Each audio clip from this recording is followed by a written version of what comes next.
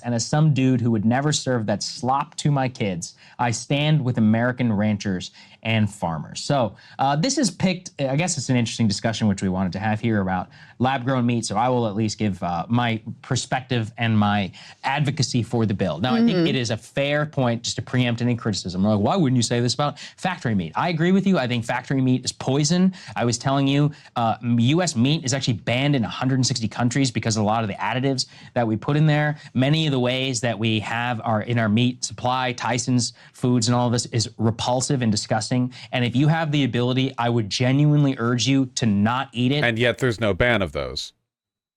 And to try and either buy local meat, which is pasture raised, organic, grass-fed, etc., from people who actually both treat animals well, harvest them sustainably and responsibly. I understand it's more expensive. Not everybody can afford it. That's part of the curse, though, has been factory and vertically integrated meat production here in the United States. Now, the reason I'm against lab-grown meat and all of this is I believe very strongly in a principle called the Lindy principle. This was, by Nassim Taleb, and the idea is basically like the longer it's been around, the better it is. And there is just something deeply dystopian and terrible to me about the ideas of like the future technology companies like these tech guys, Jeff Bezos and others, not just owning land where food production actually happens, but synthesizing meat. And this is a very logical art. I like how leading up into this, he was very reasonable.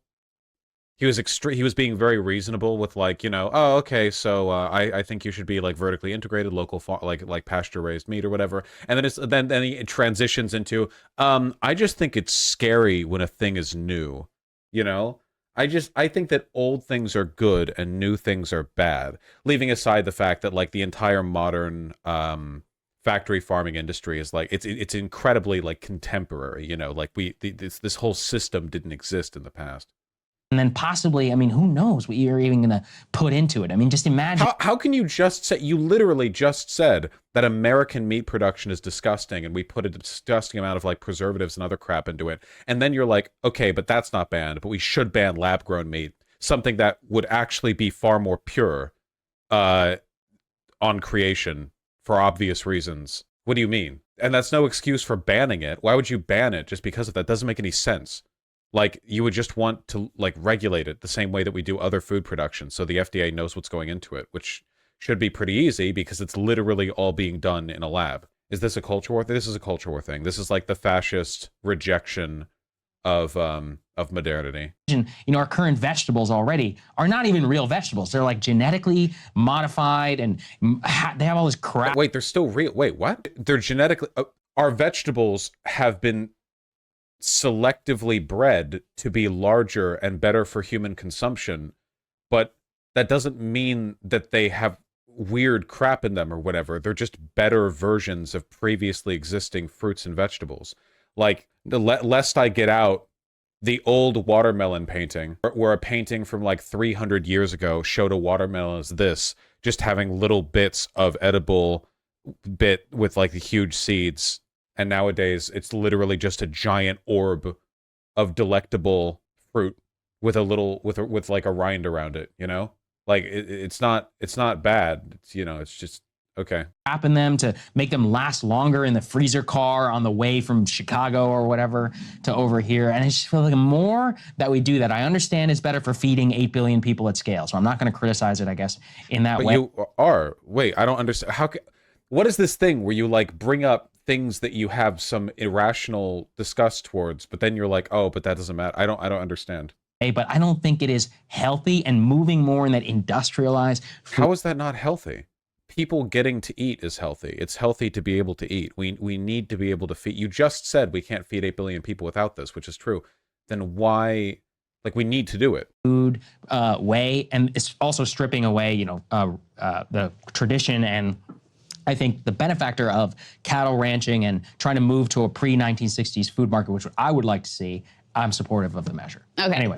Then why don't you want to ban factory farming? So yeah, again, we have like the inept appeal to traditionalism. 1960s style meat production would see the cost of meat soar astronomically. And by the way, meat used to be more disgusting than it is now. The jungle, like modern day factory farming, as bad as it is subject to significantly more regulation than it used to be. People, like, sickness used to spread all the time through poorly treated or maintained or refrigerated meat or any other food product, you know? Yeah, it still does. Yeah, sure, but we're better about it now, for sure. Now we have, like, you know, we can track that and sort of like trace the salmonella back to like one bit of cabbage or whatever the you know. Logic does not matter. This is vibes-based politics. It is. Yeah, it genuinely is. Yeah. All that upset. Yes. Yeah. So first, let's talk a little bit of background. The two things that are really driving this move to ban lab-grown meat, which, by the way, what this is that, I mean, not that I really understand the process, but they take some stem cells Yes, exactly. from an animal. The animal's not harmed, and then they're able to use amino acids to basically like grow actual meat out of these stem cells, which is extraordinary, right? Yeah, you're basically just triggering like cell reproduction, like muscle cell reproduction. You know, the meat part of the meat, without an animal being attached to it. You know, which is pretty cool. You know, it also has the potential to be a much purer way of developing meat because you can control it in a much more deliberate and direct way than just sort of, you know, like you don't have to go through the whole factory farming rigmarole of having cows raised in a box slightly larger than the cow, and they're like stewing in their own shit, and they have to be pumped full of antibiotics because they're constantly like swimming around in their own feces, and you don't want them to get sick, so you're just like injecting them with gallons of antibiotics. You know, you don't have to do any of that. It's just stem cells and amino acids. Yeah, and I'm leaving out the whole like torturing billions of animals thing, by the way. By the way, you know how people talk about how like we're going to develop a super disease because antibiotics remove like 99.9% of the bacteria, but then like the 0.1% that survives is going to be more resistant to it, and that over time you're kind of generating like a survival of the fittest system. For, you know, the majority of that process is happening in our factory farming. Like, those animals are getting injected with insane amounts of antibiotics. Humans aren't. For antibiotics as a human, you need to go to the doctor. You don't get them that often. It's pretty rare, actually, that a human takes them.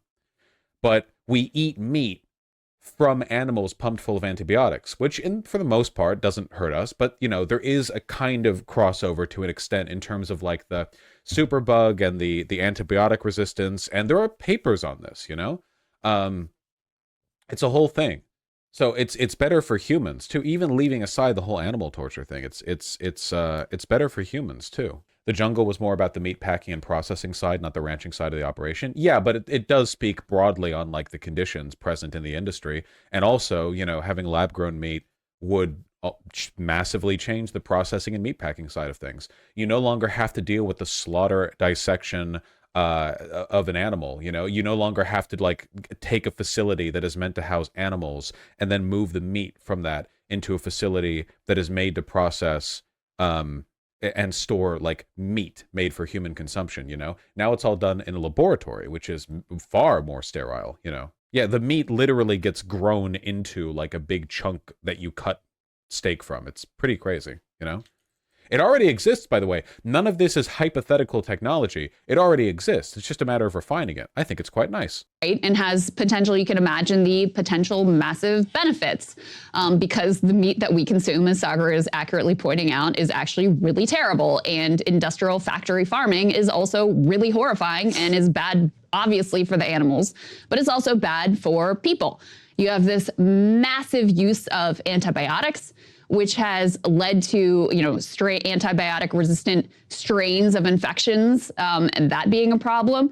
You have even like right now there's a bird flu situation that comes directly out of the result of. If you Google lab grown meat, you get a bunch of like images that I don't think are actually of lab grown meat. Like you're basically like, oh yeah, and it's just like a stock image that somebody made of lab grown meat, but it's not actually lab grown meat, you know? There's a bunch of examples of it that you can see. I just like conceptually you are literally like growing out a brick of meat that you are feeding nutrients and genetically programming to grow, if that makes sense. Like that is what you are doing, you know? Lab-grown meat already exists. It's not hypothetical technology. The way that these factory farms operate and the close integration with humans and these factory farms